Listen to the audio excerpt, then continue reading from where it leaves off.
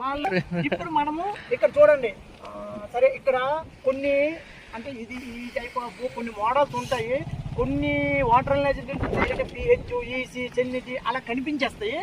ఇక్కడ మనం ఆపరేట్ చేసిన తర్వాత లోపల ఉంటాయి అనమాట. మన మెనూ యూజ్ చేసుకొని నేను చెప్పాలి.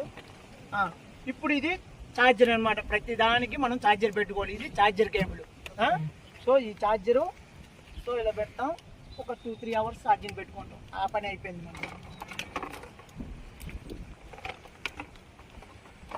నెక్స్ట్ నువ్వు మనం మెజర్ చేసినప్పుడంతా డేటా సేవ్ అవుతుంటుంది, ఓకేనా?